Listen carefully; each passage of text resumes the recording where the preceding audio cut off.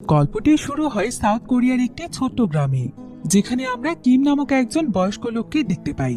সে তার দুজন নাতি নাতনিকে নিয়ে একটি খোলা প্রান্তরে বেড়াতে এসেছে। তার নাতির নাম হচ্ছে চ্যান এবং নাতনির নাম হচ্ছে সুরিন। তো চ্যান এখানে উঁচু একটি জায়গাতে দাঁড়িয়ে দুষ্টুমি করে সেখানে চিৎকার করছিল। তবে তার দাদা কিম তখন তাকে ভাষণ শিখিয়ে দিচ্ছিল, কারণ সে তাদের স্কুলে স্পিচ দিতে যাচ্ছে। তো কিমের শিখিয়ে দেওয়া স্পিচ অনুযায়ী চ্যান এখানে বলে যে সে একদিন অনেক বড় হতে চায় এবং সে তাদের দেশের প্রধানমন্ত্রী হতে চায়। কিম তখন তাকে বলে সেটা হওয়ার জন্য তোমাকে তোমার লক্ষ্য স্থির রাখতে হবে। কিন্তু চ্যান ছিল খুবই দুষ্টু। সে তখন বলে যে সে প্রধানমন্ত্রী হতে চায় না, বরং সে ছোট্ট একটি খেলনার দোকানের মালিক হতে চায়। তার কথা শুনে তার দাদা এখানে হাসে। এরপর সে তাদের দুই ভাই বোনকে নিয়ে বাড়িতে ফিরে আসে। আসলে চ্যান এবং সুরিনের মা বাবা কেউই ছিল না। ছোটবেলা থেকে তার দাদাই তাদেরকে মানুষ করছে। এরপর আমরা কিমকে একটি রেস্টুরেন্টে দেখতে পাই। সেই রেস্টুরেন্টটিতে থালা বাসন ধোয়ার কাজ করে। তবে রেস্টুরেন্টের মালিক অনেক কিপ্টে প্রকৃতির হলেও তার স্ত্রী ছিল খুবই ভালো একজন মানুষ। প্রায় সময় সে কিমের জন্য খাবার তৈরি করে দেয়, কারণ সে জানে যে কিমের বাড়িতে রান্না করার মতো কোনো মানুষ নেই। তো আজকেও সেই একই কাজ করে। কিম তখন দ্রুত তার কাজ শেষ করে খাবার নিয়ে চলে যায় সুরিনকে স্কুল থেকে আনার জন্য। কিম প্রতিদিন সুরিনের জন্য কিছু চকলেট নিয়ে আসে, যেটা পাওয়ার পর সুরিনের হাসি মুখটা কিমের মনে অনেক প্রশান্তি দেয়। কিন্তু স্কুলে যাওয়ার পর স্কুলের একজন টিচার কিমের সঙ্গে অনেক রাগারাগি করে, কারণ কিম নাকি প্রতিদিন দেরি করে সুরিনকে স্কুল থেকে নিয়ে যেতে আসে। তাকে বারবার বলার পরও আজকেও সে দেরি করেই এসেছে। আসলে রেস্টুরেন্টে সমস্ত কাজ শেষ করে তাকে এখানে আসতে হয়, তাই প্রতিদিনই তার একটু দেরি হয়ে যায়। তো সে এখানে টিচারকে সরি বলে সুরিনকে তার কাঁধে নিয়ে বাজারের মধ্য দিয়ে যেতে থাকে বাস ধরার জন্য। অন্যদিকে আমরা চ্যানকে দেখতে পাই। চ্যান তার স্কুলে ছিল। চ্যানের পাশেই ছিল তাদের শহরের মেয়রের ছেলে, যে কিনা তার সঙ্গে একই ক্লাসেই পড়ে। তবে সে এখানে একটি পিএসপি গেম খেলছিল, আর চ্যান প্রায় অনেক সময় ধরে গেমটির দিকে তাকিয়েছিল। চ্যানের অনেক ইচ্ছে করছিল একবার গেমটি খেলতে, তাই চ্যান সেই বাচ্চাটির কাছে গেমটি একটু চায়। কিন্তু সেই বাচ্চা একবারের জন্য তার হাতে গেমটি দেয় না। চ্যানের এতে বেশ মন খারাপ হয়। অন্যদিকে আমরা কিম এবং সোরেনকে দেখতে পাই। তারা বাস স্ট্যান্ড থেকে কিছুটা দূরে থাকার কারণে বাসটি তাদেরকে রেখেই চলে যাচ্ছিল। কিন্তু সেখানে ঝাং নামক কিমের একজন পরিচিত মহিলা ছিল। সে তাদের দুজনকে দেখতে পেয়ে বাসটি থামাতে বলে।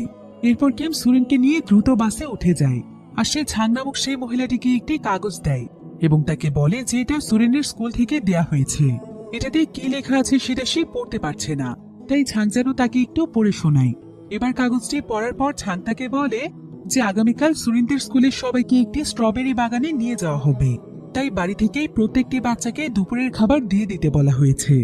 কথা শুনে কিম অনেক দুশ্চিন্তায় পড়ে যায়, কারণ তার হাতে এখন কোনো টাকাই ছিল না যেই টাকা দিয়ে সে সুরিনকে খাবার দেবে। অন্যদিকে আমরা চ্যানকে দেখতে পাই। চ্যান রাস্তার পাশের একটি জায়গাতে বসে তার দাদা এবং বোনের জন্য অপেক্ষা করছিল। তবে সেখানে একটি পাথরের উপর তার কল্পনা দিয়ে সেখানে একটি পিএসপি গেমের ছবি আঁকে, আর সেটা দিয়ে সে খেলে সেখানে সময় পার করছিল।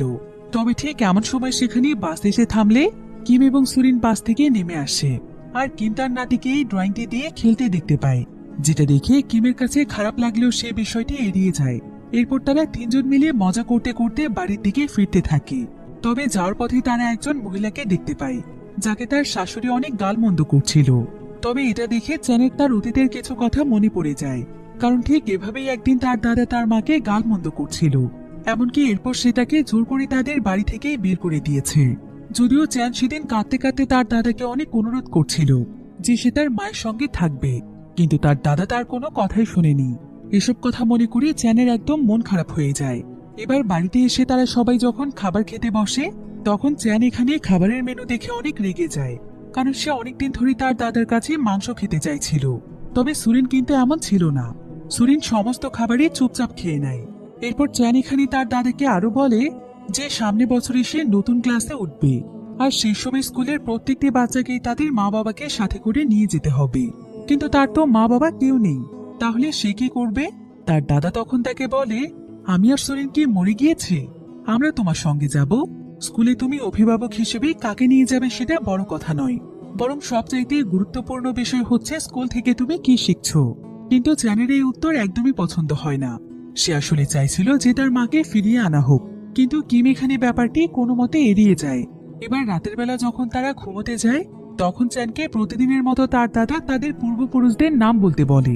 আর বলে যে স্কুলের কেউ যদি তার পরিবার সম্পর্কে জিজ্ঞাসা করে তাহলে সে যেন তাদেরকে জানিয়ে দেয় যে সে কতটা অভিজাত পরিবারের সন্তান। কিন্তু এসব কথা শুনে চ্যান অনেক বিরক্ত হয়। এবার পরের দিন সকালে কিম যখন সুরিনকে নিয়ে বের হচ্ছিল ঠিক তখনই তার কাছে তার রেস্টুরেন্ট মালিকের কল আসে। সে তাকে দ্রুত রেস্টুরেন্টে যেতে বলে, কারণ আজকে নাকি কাজের চাপ অনেক বেশি। তবে কিম বলতে চায় যে আজ তাকে সুরিনের সঙ্গে যেতে হবে, কিন্তু কিছু বলার আগে রেস্টুরেন্টের মালিক ফোন কেটে দেয়। কিম এখন সুরিনের সঙ্গে কাকে পাঠাবে বুঝতে পারছিল না, কিন্তু এমন সময় তার চোখ পড়ে চ্যানের উপর। তবে চ্যান তো তার সঙ্গে কিছুতেই যাবে না। কিম তখন তাকে বলে যে সে যদি সুরিনের সঙ্গে যায় তাহলে সে তাকে তার পছন্দের খেলনাটি কিনে দেবে। খেলনার কথা শুনে চ্যান সঙ্গে সঙ্গে রাজি হয়ে যায়। তবে সেখানে যাওয়ার পর চ্যানের প্রচন্ড বিরক্ত লাগছিল। সবাই সেখানে থাকা রাইডগুলো এনজয় করলেও সে সেগুলোতে বেশ ভয় পায়। এমনকি রীতিমতো সে কান্না করতে শুরু করে। তার খারাপ লাগা আরো বেড়ে যায় যখন সে দেখতে পায় যে প্রত্যেকটি বাচ্চাই তাদের মা বাবার সঙ্গে এসেছে। এছাড়াও সবাই ভালো ভালো খাবার নিয়ে এসেছে, আর তারা শুধুমাত্র এনেছে সস্তায় কিছু শাকসবজি। কিন্তু ছোট্ট সুরিন তো এসব বোঝে না, সে এখানে আনন্দে মেতে থাকে। অন্যদিকে আজকে রেস্টুরেন্টের মালিক কিমের কাছে অনেক খুশি হয়। এতগুলো গ্রিল প্লেট ধুতে ধুতে তার কোমরেও ব্যথা শুরু হয়ে যায়। তারপরও অন্য দিনের তুলনায় বেশি টাকা পেয়ে সে আজ বেশ খুশি, কারণ সে তো চ্যানকে একটি খেলনা কিনে দিতে চেয়েছে। এরপর সে খুশি মনে সোজা চলে যায় খেলনার দোকানে, চ্যানে সে প্রিয় খেলনাটি কিনতে। কিন্তু খেলনাটির দাম দেখে সে একদম থমকে যায়, কারণ এটার দাম ছিল তার প্রায় 3 দিনের ইনকামের সমান। এটা কিনলে সে কয়েকদিনের খাবার জোগাড় করতে পারবে না। তাই সে এখানে অনেক চিন্তা ভাবনা করে তাদের 2 ভাই বোনের জন্য খাবার কিনে সেখান থেকে চলে যায়। কিন্তু চ্যান যখন বাড়িতে ফিরে দেখে যে তার দাদা তার জন্য খেলনাটি আনেনি, তখন সে প্রচন্ড রকমের কান্না করছিল। সে কাঁদতে কাঁদতে বলছিল যে তার দাদা তাকে ধোঁকা দিয়েছে, তার দাদা একজন মিথ্যেবাদী। এবার রাতের বেলা দেখা যায় বেচারা কিম তার শরীরে ব্যথার ওষুধ লাগাচ্ছে। এরপর সে তার শরীরে ওষুধ লাগিয়ে দেওয়ার জন্য চ্যানকে ডাক দেয়, কিন্তু পরে সে প্রচন্ড বিরক্তির সাথে এসে ওষুধ লাগিয়ে দেয়। তার এমন রাগ দেখে কিম মনে মনে হাসে। তবে একটু পরে সে তার নাতিকে বলে যে সে ওয়াদা করছে নতুন ক্লাসে ওঠার আগে সে তাকে সেই খেলনাটি কিনে দেবে। চ্যান তখন তাকে বলে যে কিম যেন তার ছেলের নামে ওয়াদা করে। কিম তখন তার মৃত ছেলের নামে ওয়াদা করে, অর্থাৎ সুরিন এবং চ্যানের বাবা মারা গিয়েছিল। এতে চ্যান বেশ খুশি হয়ে যায়। এমন সময় আবার সেখানে জোংহো নামের একজন লোক আসে। কিম তখন জোংহোর কাছে জানতে চায় যে সে কি খবর নিয়ে এসেছে, তার হাতে আর কতদিন সময় আছে। কিমের আসলে লাং ক্যান্সার হয়েছে, যেটা সম্পর্কে সুরিন অথবা চ্যান কেউই জানে না। তবে জোংহো এখানে তাকে বলে যে ভয়ের কিছু নেই, লাং ক্যান্সারের চিকিৎসা এখনো আছে, আর চিকিৎসা নিলে সে ভালো হয়ে যাবে। কিম তখন হেসে বলে যে সে খুব ভালোভাবেই জানে যে তার হাতে আর খুব বেশি দিন সময় নেই। এরপর জোংহো তাকে ফোস্টার হোমের কথা বলে, যাতে করে সে সুরিন এবং চ্যানকে সেখানে রাখে। আসলে ফোস্টার হোম কোনো এতিমখানার মতো নয়, এখানে তারা একদম পরিবারের মতোই থাকতে পারবে। জোংহো এখানে তাকে আরো বলে যে তার অনেক বয়স হয়েছে, তাই তার এখন উচিত তার নিজের প্রতি খেয়াল রাখা। কিন্তু এসব কথা শুনে সে অনেক রেগে যায় এবং সে তাকে সেখান থেকে চলে যেতে বলে। এরপর কিম তার মৃত ছেলের একটি ছবি হাতে নেয়, আর সে তাকে বলে তুই তো আমাদের সবাইকে ছেড়ে চলে গিয়েছিস, কিন্তু আমার উপরে দিয়ে গিয়েছিস অনেক বড় দায়িত্ব। আমি জানি না যে আমি না থাকলে চ্যান এবং সুরিনের কি হবে। এবার পরের দিন কিম তার কাজের জায়গায় যায়, কিন্তু আজ রেস্টুরেন্টে কোনো মানুষ না আসায় সে আজকে কোনো কাজই পায় না। এরপর সে চলে যায় একটি ব্যাংকে তার ইন্স্যুরেন্সের খবর নেওয়ার জন্য। এখানে জানা যায় যে সে মারা গেলে তার বংশধরেরা মাত্র 20,000 ইয়েন পাবে, যেটা খুবই সামান্য পরিমাণ টাকা ছিল। এটা শুনে কিম অনেক চিন্তিত হয়ে পড়ে। অন্যদিকে চ্যান তার সমবয়সী বাচ্চাদের সঙ্গে খেলা করছিল, তখন হঠাৎ করে একটি ছেলে বলে ওঠে তার দাদু বলেছে যে চ্যানের মা নাকি তার বাবা সব টাকা নিয়ে পালিয়ে গিয়েছে, আর এটা নাকি চ্যানবাদী গ্রামে সবাই জানে। কিন্তু একথা শুনে চ্যান প্রচন্ড রেগে যায়, আর সে ছেলেটিকে মারতে থাকে, যার ফলে সবাই এখানে তাকে একা ফেলে চলে যায়। বেচারা চ্যান এতে মন খারাপ করে বসে থাকে। এখানে চ্যান তার মায়ের সঙ্গে কাটানো সুন্দর মুহূর্তগুলো মনে করছিল। তবে কিছুক্ষণ পরেই তাকে তার দাদা নিতে আসে। চ্যান তখন তার দাদার কাছে জানতে চায়, দাদা, আমার মাকে সত্যিই আমার বাবাকে ধোকা দিয়ে পালিয়েছে? আমার মা নাকি আমার বাবা টাকা চুরি করে পালিয়েছিল। কিন্তু কিম তার এই কথার কোনো জবাব না দিয়ে তাকে জিজ্ঞাসা করে যে সে কি এখনো তার মাকে মিস করে কিনা। চ্যান বলে যে সে মিস করে কিনা জানে না, তবে আয়নার সামনে দাঁড়ালেই নাকি তার মায়ের কথা তার অনেক মনে পড়ে। এসব শুনে কিমেরও অনেক মন খারাপ হয়ে যায়। এরপর সেদিন চ্যানের স্কুলে দেখা যায় মুন নামক একটি ছেলের ভিডিও গেম হারিয়ে যায়, তাই সবাই মিলে সেটা খুঁজছিল। তবে এক পর্যায়ে চ্যান তার লকার খুললে দেখা যায় যে সেখানে ওই ভিডিও গেমটি রয়েছে। হুনের বাবা তখন সেখানে এসে চ্যানকে অনেক বকাবকি করে। হুনের বাবা আসলে এই শহরের মেয়র ছিল, তাই তার উপরে কেউ কথা বলতে পারতো না। তো সে এখানে চ্যানকে বলে, তুই ঠিক একদম তোর মায়ের মতো হয়েছিস। তোর মা যেমন একজন চোর ছিল, তুই ঠিক তোর মায়ের স্বভাবে পেয়েছিস। কিন্তু ঠিক এমন সময় কিম এসে তাকে থামায় আর বলে যে সে কোন সাহসে তার নাতিকে গালমন্দ করেছে। এরপর সে চ্যানকে জিজ্ঞাসা করে যে সে আসলে এই গেমটি চুরি করেছিল কিনা। সে যেন সবাইকে বলে দেয় যে তার দাদা তাকে কোনোদিনও এমন ধরনের কাজ শেখায়নি, সে চুরি করেনি। কিন্তু চ্যান এখানে মাথা নিচু করে দাঁড়িয়ে কাঁদতে থাকে। এতে সবাই বুঝে যায় যে চ্যানি এই গেমটি চুরি করেছে। কিম তখনই প্রথমবার চ্যানের গায়ে হাত তোলে। সে এখানে তাকে মারতে মারতে বলে, তোকে এত কষ্ট করে মানুষ করে আমি এই শিক্ষা দিয়েছি, তুই চুরি না করলে সবার সামনে বলে দে যে তুই চুরি করিসনি। কিন্তু চ্যান কোনো কথা না বলে একটি বেত দিয়ে সে তাকে অনেক মারছিল। তবে এমন সময় সুরিন দৌড়ে এসে তার ভাইকে জড়িয়ে ধরে আর সে তার দাদাকে বলে, আমাদের মা বাবা না থাকার কারণে তুমি আমার ভাইকে মারছো, তুমি অনেক পচা, আমি আমার ভাইকে নিয়ে তোমার কাছ থেকে দূরে চলে যাব। একথা শুনে কিম তখন তাদের দুই ভাই বোনকে জড়িয়ে ধরে। চ্যানকে মেরে সেও এখানে অনেক কষ্ট পাচ্ছিল। এরপর রাতের বেলা দেখা যায় কিম অনেক যত্ন করে চ্যানের শরীরে মলম লাগিয়ে দিচ্ছে।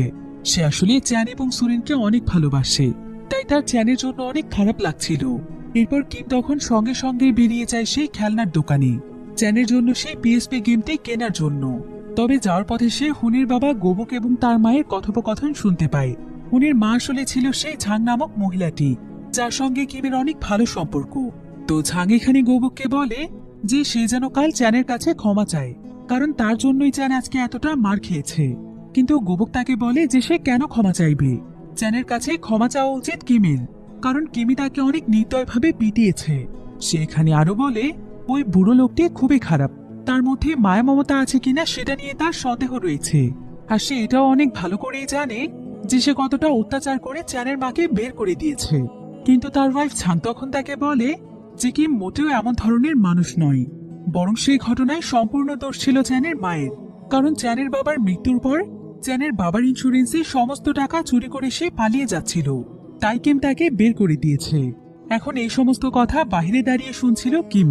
তবে সে সেখান থেকে চুপচাপ চলে যায়। এবার পরের দিন দেখা যায় যে হুন তার ভিডিও গেম সহ তার সব খেলনা চ্যানকে দিতে চায়, কারণ কালকের ঘটনার জন্য তার চ্যানের প্রতি অনেক মায়া হচ্ছিল। তবে সে চ্যানকে জানিয়ে দেয় যে সে তার কাছ থেকে একটি খেলনাও নেবে না।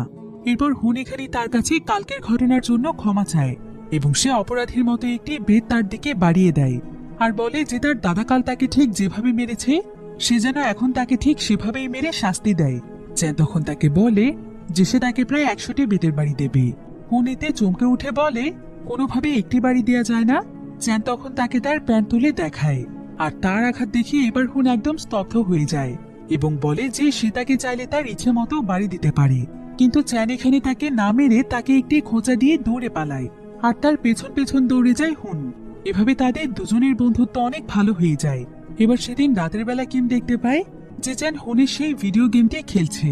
এই ভিডিও গেমের জন্যই তা এত কিছু হলো, তাই কিম চ্যানকে ভিডিও গেমটি রেখে দিতে বলে, কিন্তু চ্যান তার কোনো কথাই শোনে না। অন্যদিকে সুরিন মাটি থেকে একটি কাগজ তুলে তার মুখে দিচ্ছিল। কিম তাকে নিষেধ করলে সেও তার কোনো কথাই শোনে না। কিম এতে মহা মুশকিলে পড়ে যায়, কারণ এই জেদি বাচ্চাদেরকে নিয়ে সে কোথায় যাবে সে কিছুই বুঝতে পারছিল না। এবার পরের দিন সকালে সে বের হয়ে যায় তাদের জন্য খাবার কিনতে, কিন্তু হঠাৎ করে সে একটি জুতোর দোকানের সামনে এসে থমকে দাঁড়ায়, কারণ এখানে বিশেষ একটি জুতোর দিকে তার চোখ পড়ে, যেটা দেখে তার অতীতের কিছু কথা মনে পড়ে যায়। আসলে সেই দোকান থেকে তার বৌমাকে একবার জুতো কিনে দিয়েছিল। মিটি সেই জুতো পেয়ে কি যে খুশি হয়েছিল সেটা দেখেই সেদিন কিমের যেন মন ভরে যাচ্ছিল। তবে এখন এই সমস্ত কথা মনে পড়লে কিমের খুবই বিরক্ত লাগে। এদিকে চ্যান এবং সুরিন বাড়িতে একাই ছিল। তবে এমন সময় চ্যানকে তার বন্ধুরা খেলার জন্য ডাকতে আসে। যদিও চ্যান তাকে প্রথমে ঘুম থেকে ওঠানোর চেষ্টা করে, কিন্তু সুরিন ওঠে না।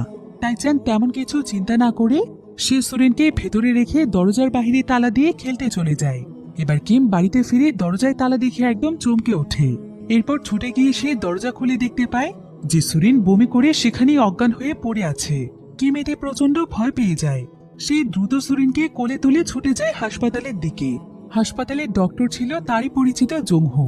তো জংহু এখানে সুরিনের চেক আপ করে তাকে বলে দুশ্চিন্তার কোনো প্রয়োজন নেই, সুরিনের আসলে ফুড পয়জনিং হয়েছে। সেদিন সেই নোংরা কাগজটি মুখে দেওয়ার কারণেই তার এমনটা হতে পারে।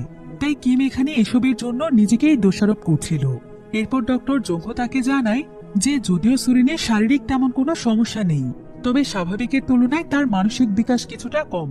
এখন তার বয়স 5 বছর চলছে, তবে সে আচরণ করে একদম 3 বছরের বাচ্চাদের মতো। কিম তখন বারবার বলতে থাকে যে সবকিছু তার অবহেলার জন্যই হয়েছে, কিন্তু জুংহো বলে যে এমন কিছুই নয়। এমনিতেই কিছু বাচ্চা ধীরে ধীরে বড় হয়, আর সেটার জন্য তাদেরকে পুষ্টিকর খাবার দিতে হয় এবং ধীরে ধীরে যত্ন নিয়ে তাদেরকে সবকিছু শেখাতে হয়। কিন্তু সবচাইতে বড় কথা হচ্ছে যে এসবের জন্য একজন বাচ্চার অবশ্যই তার মায়ের প্রয়োজন।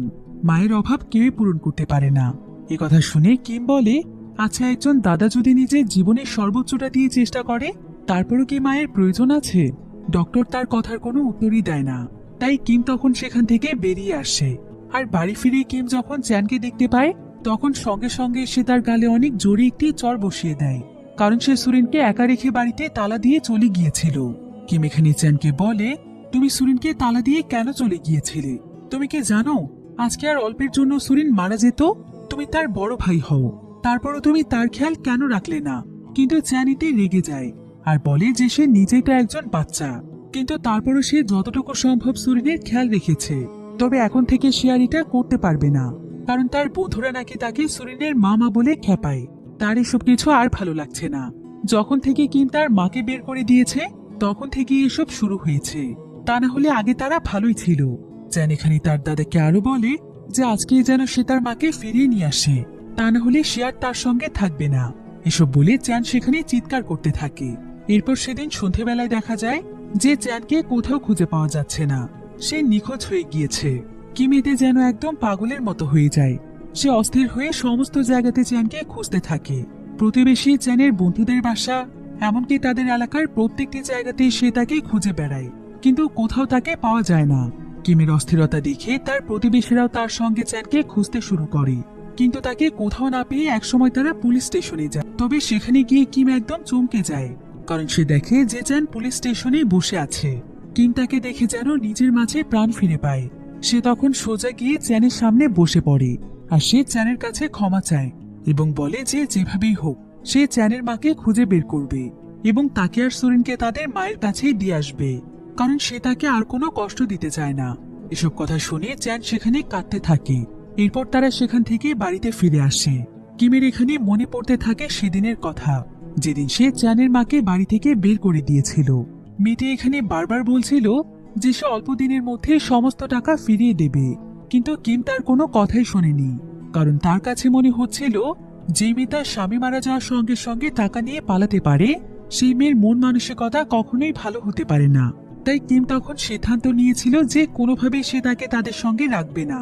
চ্যান এবং সুরিন তাদের মায়ের জন্য প্রচন্ড কান্নাকাটি করছিল, কিন্তু কিমের সেদিন এতটাই রাগ হচ্ছিল যে সে তাদের কোনো কথা না শুনে তাদের মাকে বের করে দিয়েছে। এবার পরের দিন সকালে কিম চলে যায় তার রেস্টুরেন্ট মালিকের ওয়াইফের কাছে, কারণ এই মহিলার সঙ্গে চ্যানের মায়ের পরিচয় ছিল। এরপর কিম মহিলাটিকে জিজ্ঞাসা করে যে চ্যানের মায়ের সঙ্গে এখনো কি তার কোনো যোগাযোগ আছে। মহিলাটি তখন তাকে একটি চিঠি বের করে দেয়, যেটা চ্যানের মা তাকে ইন্দোনেশিয়া থেকে পাঠিয়েছে। সেখানে লেখা ছিল যে সে তার সন্তানদের কাছে ফিরতে চায়, সে তার সন্তানদেরকে অনেক ভালোবাসে। তো চিঠিটি পড়ে কিম বুঝতে পারে যে চ্যানের মা হয়তো এখন ইন্দোনেশিয়াতে রয়েছে। এরপর কিম সোজা চলে যায় ট্রাভেল এজেন্সিতে, আর সে সেখানে ইন্দোনেশিয়ার টিকিট সম্পর্কে জানতে চায়। কিম বলে যে আসার সময় তার সঙ্গে আরো একজন আসবে। এজেন্সির মহিলা তখন তাকে বলে তার আসা যাওয়া এবং আরো একজনের বাড়তি খরচ মিলিয়ে পড়বে 17,000 ইয়েন। একথা শুনে কিম বেশ চিন্তায় পড়ে যায়। তবে এবার সে চলে যায় ব্যাংকে তার লাইফ ইন্স্যুরেন্সের খবর নিতে। সে সেখানে তার লাইফ ইন্স্যুরেন্সের টাকাগুলো চায়, তবে ব্যাংকের কর্মী তাকে জানায় যে সে মারা না গেলে ইন্স্যুরেন্সের টাকা পাবে না, একমাত্র তার মারা যাওয়ার পরে তার বংশধরেরা এই টাকাটি পাবে, যাদেরকে মূলত সে নমিনি করেছে। কিম তখন তাকে বলে যে সেই বসন্তের আগেই মারা যাবে, 3 মাস পরে তো সে নিশ্চিত মারা যাবে, তাই কোনোভাবে কি তাকে 3 মাস আগেই টাকাটি দেয়া যায় না? কিন্তু কিমের কথা শুনে ব্যাংক কর্মী তাকে পাগল মনে করে এবং সে তার উপর অনেক ক্ষেপে যায়। তারা কিমকে সেখান থেকে বের করে দেয়। কিম তখন সোজা ডক্টর জোংহোর কাছে আসে। জোংহো তাকে বলে যে সে কেন ঠিকভাবে চিকিৎসা করাচ্ছে না। কিম তখন তাকে বলে আমি তো আর খুব বেশি দিন বাঁচবো না, মাত্র 3 মাসের মধ্যে আমি মারা যাব, তাহলে শুধু শুধু টাকাগুলো নষ্ট কেন করব? কিম এখানে আরো বলে যে সে তাকে একটি অনুরোধ করতে চায়। সে ব্যাংকের কাগজগুলো জুংহোকে দিয়ে বলে যে 3 মাস পর সে মারা গেলে ব্যাংকের লোকেরা তাকে ইন্স্যুরেন্সের টাকা দেবে, আর সেই সম্পূর্ণ টাকাগুলো সে রেখে দিতে পারে। তবে এখন সে তার কাছে কিছু টাকা ধার চায়। সে তার কাছে অনেক অনুরোধ করে বলে যে তার নাতি নাতনির জন্য ভালো একটি ফস্টার পরিবারের সন্ধান করে দিতে, অর্থাৎ এমন একটি পরিবারের সন্ধান দিতে যারা তাদেরকে দত্তক নেবে। তাই জুংহো কিমকে নিয়ে একটি ফস্টার এজেন্সিতে চলে যায়। সেখানে গিয়ে কিম বারবার জিজ্ঞাসা করে যে সেই পরিবার তাদেরকে ঠিকঠাক মতো আদর করবে তো, তাদের যত্ন নেবে তো। এজেন্সির মহিলাটি তখন তাকে বলে যে তার নাতি নাতনির জন্য তারা ভালো একটি পরিবার খুঁজে বের করবে। কিম তখন বলে যে শুধুমাত্র অল্প কিছুদিনের জন্যই তারা সেই ফস্টার পরিবারে থাকবে, কারণ সে তাদেরকে রেখে তাদের মাকে আনতে যাবে, আর তার মা আসার পর তাদেরকে তাদের মায়ের হাতে তুলে দেবে। এরপর কিম জুংহোকে বলে যে এই ব্যাপারে তারা যেন কোনো কিছুই না জানে, কারণ যদি তাদের মা ফিরে না আসে তাহলে তারা খুবই কষ্ট পাবে। জুংহো তখন তাকে কথা দেয় যে সে তাদেরকে কোনো কিছুই জানাবে না। জুংহো কিমকে বলে যে সে আর যাই করুক তার অন্তত নিজের দিকে খেয়াল রাখা উচিত, কারণ সুরিন এবং চ্যানকে তার চাইতে ভালো আর কেউই বাঁচতে পারবে না। এরপর আমরা কিমকে ঝাং নামক সেই মহিলাটির সঙ্গে দেখতে পাই। সে এখানে তাকে তার ইন্দোনেশিয়া যাওয়ার বিষয়টি জানায়। তবে ঝাং এখানে তাকে বলে যে এতগুলো টাকা খরচ করে তার সেখানে যাওয়াটা একদমই উচিত হবে না, বরং এই টাকাগুলো চ্যান এবং সুরিনের ভবিষ্যতের জন্য কাজে লাগতে পারে। তাছাড়া এমনও তো হতে পারে যে এতদিনে তাদের মার একটি বিয়ে করে নিয়েছে, কিংবা সে এখন তার বাচ্চাদের ভরণ পোষণ করতে চায় না, কারণ যদি সে এটা চাইতো তাহলে সে অনেক আগেই ফিরে আসতো। এছাড়া অসুস্থ শরীরে সে এতদূর যাবে কি করে। তবে এসব কিছু শুনেও কিম কোনো মতেই নিজের মত পাল্টায় না।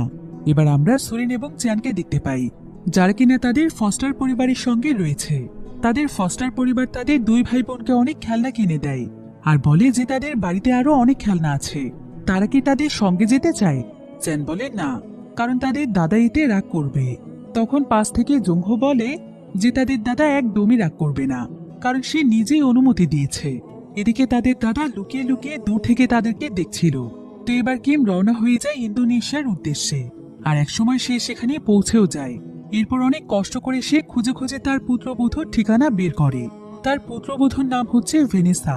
তো কিম যখন ভেনেসাদের বাড়িতে চলে যায় তখন তার মা তাকে দেখে বেশ অবাক হয়। সে কিমকে অনেক সম্মান করে ভেতরে এনে বসতে দেয় এবং তার জন্য খাবার বানায়। ভেনেসার মা বলে যে ভেনেসা সবসময় বলতো কিম অনেক ভালো একজন মানুষ, তাই সে এবং ভেনেসা সবসময় তার জন্য দোয়া করে। সে এখানে আরো বলে যে কিমের জন্যই অ্যাঞ্জেলা সুস্থ আছে, কারণ কিমের পাঠানো টাকা দিয়েই তো তার চিকিৎসা হয়েছে। আসলে ভেনেসার আগে আরো একটি বিয়ে হয়েছিল এবং সেই ঘরে তার একটি মেয়ে রয়েছে। মেয়েটির নাম অ্যাঞ্জেলা। মেয়েটি ব্লাড ক্যান্সারে আক্রান্ত।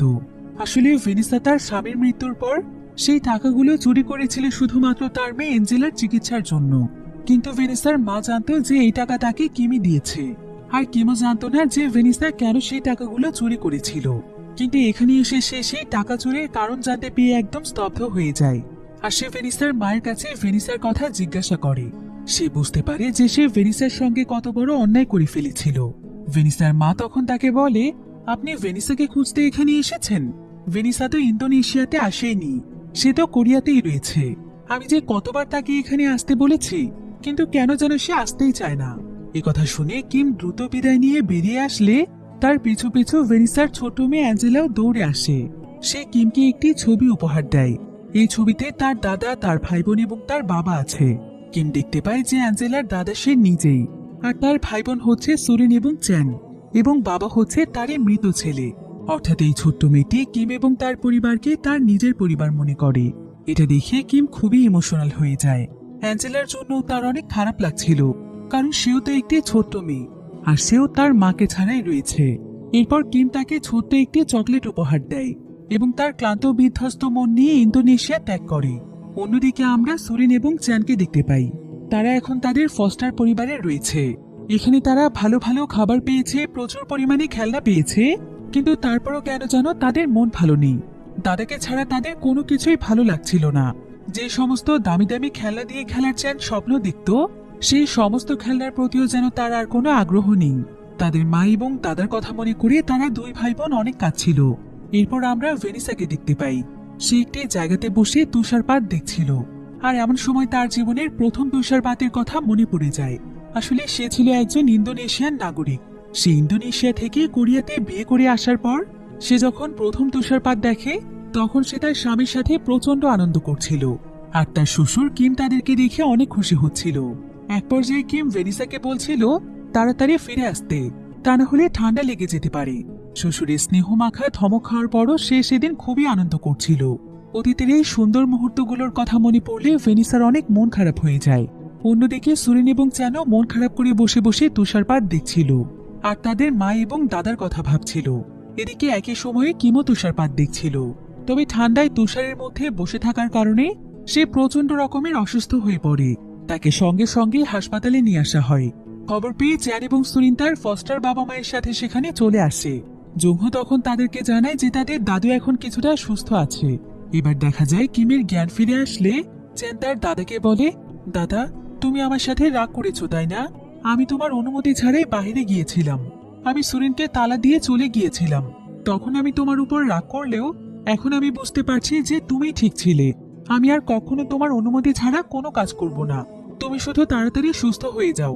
এরপর চ্যান এবং সুরিন তাদের ফস্টার বাবা মায়ের সঙ্গে বাইরে গেলে কিম এখানে জংহোকে বলে যে যদি সে কোনোভাবে মারা যায় তাহলে সে যেন চ্যানের মায়ের সঙ্গে দেখা করে আর তার কাছে যেন তার পক্ষ থেকে ক্ষমা চায়, কারণ সে তার উপর অনেক অন্যায় করে ফেলেছে।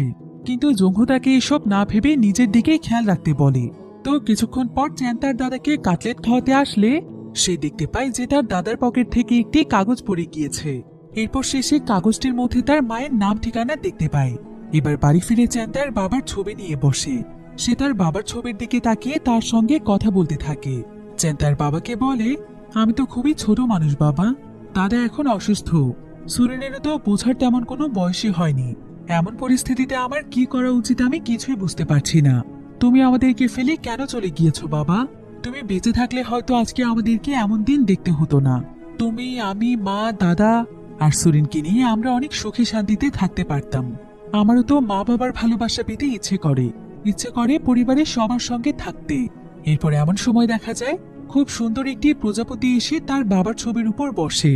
ছোট্ট চ্যানের মনে ধারণা হয় যে তার বাবার আত্মাই হয়তো প্রজাপতি রূপে এসে তাকে সান্ত্বনা দিতে চাইছে। অন্যদিকে ঝাং এবং গোবুক যায় কিমের সঙ্গে দেখা করতে। তো এখানে চ্যানকে দেখতে না পেয়ে কিম তাদের কাছে চ্যানের কথা জানতে চায়।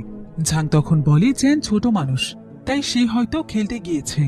ঝাং দেখতে পায় যে কিম সবসময় সুরেন এবং চ্যানকে নিয়েই দুশ্চিন্তা করছে, তাই সে এখানে তাকে বলে যে কিম যেন কোনো দুশ্চিন্তা না করে, সে তো আছে, সে তাদের দুজনের দিকে খেয়াল রাখবে।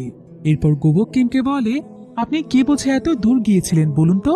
আর সেখানে গিয়ে বা কি লাভ হলো? ফিরতে তো হলো সেই খালি হাতেই। চ্যানের মায়ের যদি তার বাচ্চাদের জন্য কোনো দুশ্চিন্তা থাকতো তাহলে আপনাকে আর সেখানে যেতে হতো না, সে নিজেই বারবার ছুটে আসতো।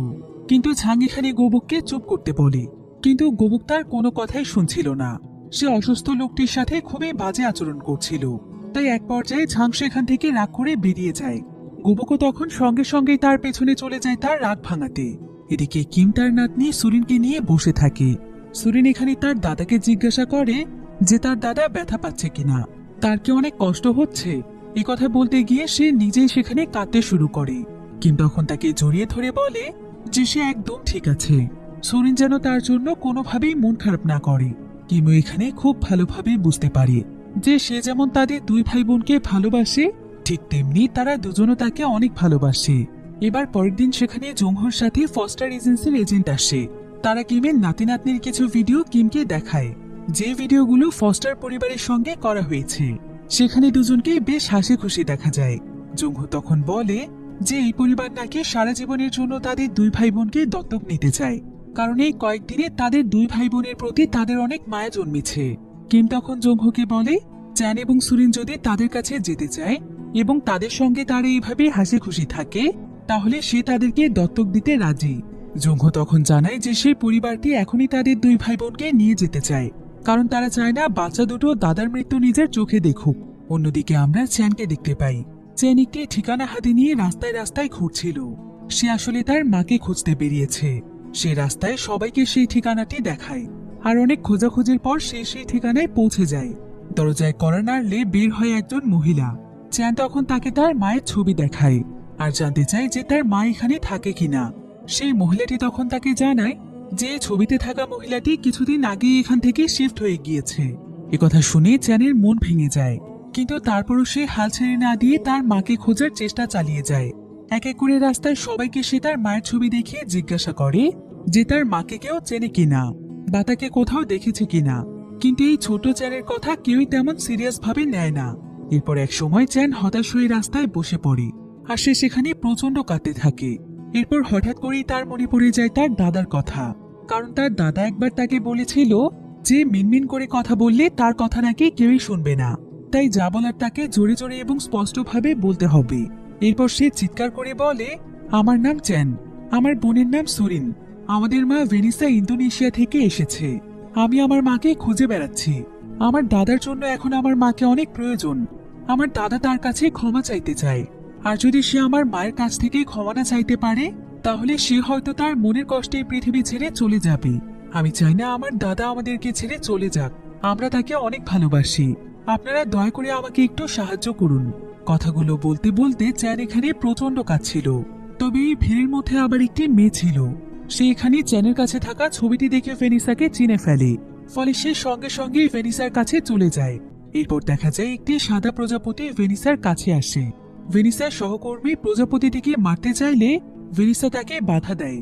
ভেনিসা বলে যে সে একটি বিষয় বিশ্বাস করে, যে মৃত মানুষের আত্মা নাকি প্রজাপতি হয়ে ফিরে আসে তার প্রিয় মানুষেরা কেমন আছে সেটা দেখার জন্য। এরপর সেই প্রজাপতিটি সোজা গিয়ে ভেনিসার হাতে বসে, আর ঠিক এমন সময় তার কাছে সেই মেয়েটি আসে, আর সে ভেনিসাকে জানায় যে সে রাস্তায় একটি ছেলেকে দেখেছে যে কিনা সকলকে বলছিল ভেনিসা নাকি তার মা। একথা শুনে ভেনিসা একদম হতভম্ব হয়ে যায়। এদিকে এক পর্যায়ে চ্যান তার দাদার কাছে ফিরে আসে। তার দাদা কিমিতে একদম অস্থির হয়ে যায় আর বলে যে এত সময় ধরে সে কোথায় গিয়েছিল। চ্যান তখন মন খারাপ করে বলে, তুমি বুঝবে না দাদা, তুমি বিশ্রাম নাও। এবার আস্তে আস্তে কিম কিছুটা সুস্থ বোধ করলে সে তার নাতি নাতনিকে নিয়ে বাইরে বের হয়, আর সে তাদেরকে আজকে তাদের পছন্দের খেলনা কিনে দিয়ে বাড়িতে নিয়ে আসে। এরপর বাড়ি ফিরে খাবার খাওয়ার সময় হঠাৎ করে কিম প্রচন্ড কাঁদতে শুরু করে, আর এক পর্যায়ে তার মুখ দিয়ে রক্ত বেরিয়ে আসে। চ্যান এতে অনেক ভয় পেয়ে যায়, তবে কিম নিজেকে সামলে নিয়ে বলে এগুলো কিছুই না, সে সস খেয়েছিল সেগুলোই পড়েছে। এরপর কিম চ্যানকে বলে, আমি খুবই অসুস্থ, আমি তোমাদের দেখভাল করতে পারছি না, আর জানি না আমি এভাবে আর কতদিন সুস্থ থাকব। তাছাড়া আমার জন্য তোমাদের দুই ভাই বোনের শৈশবের সুন্দর সময়গুলো নষ্ট হচ্ছে, তাই আমি চাই এখন থেকে তোমরা তোমাদের ফস্টার পরিবারের সঙ্গে থাকো। তারা তোমাদেরকে অনেক ভালোবাসে, আর সেখানেই তোমরা দুই ভাই বোন অনেক ভালো থাকবে। তোমাদেরকে তারা ভালো ভালো খাবার খেতে দেবে, ভালো ভালো পোশাক দেবে, এবং তোমাদের পছন্দ মতো যে কোনো দামি দামি খেলনা কিনে দেবে। সেই সাথে তোমরা দুজনে অনেক ভালো স্কুলে লেখাপড়াও করতে পারবে। আর সবচাইতে ভালো বিষয় কি জানো, তোমাকে আর সুরিনের খেয়াল রাখতে হবে না, তুমি যখন ইচ্ছে তখনই খেলতে বেরিয়ে যেতে পারবে। কিন্তু এসব কথা শুনে চ্যান তখন তাকে বলে যে সে এসবের কিছুই চায় না, সে শুধুমাত্র তার দাদাকে চায়। তারা দুই ভাই বোন তার দাদার সঙ্গে থেকে যে শান্তি পায় সেটা সে দামি দামি খেলনা, দামি দামি খাবার এবং দামি দামি পোশাকে নেই। এরপর চ্যান কাঁদতে কাঁদতে এখানে তার বংশের পূর্বপুরুষদের নাম বলতে থাকে এবং বলে, তুমি তো বলেছিলে যে সবাইকে যেন আমি বলি যে আমি অনেক অভিজাত বংশের সন্তান, তাহলে কেন তুমি আমাকে এখন অন্য পরিবারের পরিচয়ে বড় হতে বলছো? বর্তমানে আমি হচ্ছে এই বংশের বড় ছেলে, তাই এখন আমার দায়িত্ব হচ্ছে আমার পরিবারকে ভেঙে যেতে না দেয়া, আমাদের সবার একসঙ্গে থাকা। কিম তখন চ্যানকে জড়িয়ে ধরে বলে যে চ্যান যেন একটি কথা সারা জীবন মনে রাখে, যা কিছুই হয়ে যাক সেই তার দাদা এবং সবসময় সেই থাকবে, অন্য পরিবারে গেলেও তার পরিচয় বদলে যাবে না। এসব কথা বলে কিম তার দুই নাতি নাতনিকে বোঝায় যে কিম এখন অসুস্থ, তাই ফস্টার পরিবারে থাকলে সে হয়তো দ্রুত সুস্থ হয়ে যাবে। এরপর কিম তার দুই নাতি নাতনির হাত ধরে তাদের দুজনকে ফস্টার পরিবারের গাড়িতে তুলে দেয়। সুরিন এখানে তার দাদাকেও গাড়িতে এসে বসতে বলে, তবে সে যখন বুঝতে পারে যে তার দাদা তাদের সঙ্গে যাবে না তখন সে প্রচন্ড কাঁদতে শুরু করে, আর চ্যান তো আগে থেকেই কাঁদছিল। এভাবেই চোখের জলে ছোট্ট দুটি মানুষ তাদের দাদাকে বিদায় জানায়। এদিকে তাদের দুজনে চলে যাওয়ায় কিমো যেন একদম স্তব্ধ হয়ে যায়। সে বাড়িতে ফিরে আসলে বাড়িটি তার কাছে কেমন যেন ফাঁকা ফাঁকা লাগছিল, কারণ বাড়িটির প্রত্যেকটি আনাচে কানাচে জড়িয়ে আছে বাচ্চা দুটোর স্মৃতি, তাদের খেলনা, তাদের ড্রয়িং, তাদের জুতো, রং পেন্সিল, জামা কাপড় সবকিছু আশেপাশে ছড়িয়ে তাদের অস্তিত্বের জানান দিচ্ছে যে ছোট্ট দুটো মানুষ আর এই বাড়িতে নেই। কিম এতে প্রচন্ড ভেঙে পড়ে, আর সে একদম স্তব্ধ হয়ে বসে থাকে। সে তার প্রিয় নাতি নাতনিকে ছাড়া কিভাবে জীবনের শেষ দিনগুলো কাটাবে এটা ভাবতেই যেন তার বুকের ভেতরটা মোচড় দিয়ে ওঠে।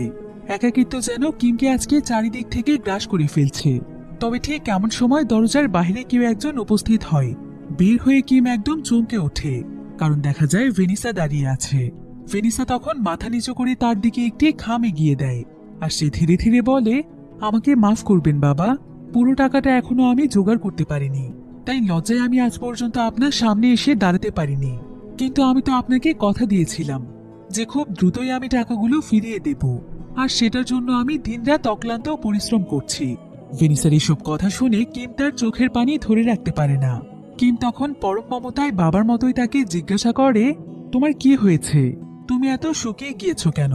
আমার টাকা জোগাড় করতে বুঝে অনেক পরিশ্রম করতে হয়েছে। তোমার কি তোমার সন্তানদের কথা একবারও মনে পড়েনি? এই বাবার কথাও কি তোমার একবারের জন্যও মনে পড়েনি? তুমি ফিরে আসতে কেন এত দেরি করেছো মা? আমি কত খারাপ একটা মানুষ, তাই না? তোমাকে কত কষ্ট দিয়ে তোমার সন্তানদের কাছ থেকে আলাদা করে দিয়েছি। তোমাকে ভুল বুঝেছি। তুমি কি এই বুড়ো লোকটাকে ক্ষমা করবে মা? এই বলি কাঁদতে কাঁদতে কিম এখানে ভেনিসাকে জড়িয়ে ধরে। ভেনিসাও এখানে প্রচন্ড কাঁদছিল, কারণ সে তো জানে যে কিম আসলে কতটা বড় মনের একজন মানুষ।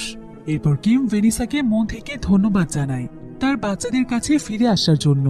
ভেনিসা তখন তাকে বলে, আমি তো ফিরে আসবই বাবা, আপনি হাজারবার আমাকে বের করে দিলেও আমি বারবার ফিরে আসব। এটা তো আমারই বাড়ি, আপনারা তো আমারই পরিবার, তাই হাজার বাধা বিপত্তি পেরিয়ে আমাকে তো ফিরে আসতেই হবে। এসব কথা শুনে কিম কান্নার মাঝেও হাসে। আজকে যেন তার জীবনের সমস্ত কষ্টই দূর হয়ে গিয়েছে। এবার শেষ দৃশ্যে আমরা দেখতে পাই যে চ্যান তার ছোট বোনের হাত ধরে দৌড়ে বাড়ির দিকে আসছে। তারা আজকে প্রচন্ড খুশি ছিল, কারণ তারা দুই ভাই বোনই তাদের মা এবং দাদার কাছে ফিরে যাচ্ছে, যেটা তাদের বহুদিনের স্বপ্ন ছিল। আর আজকে তাদের দুই ভাই বোনের সেই স্বপ্নটি পূরণ হয়েছে। তারা নতুন করে ফিরে পেয়েছে তাদের পরিবারকে এবং খুঁজে পেয়েছে নতুন এক জীবন।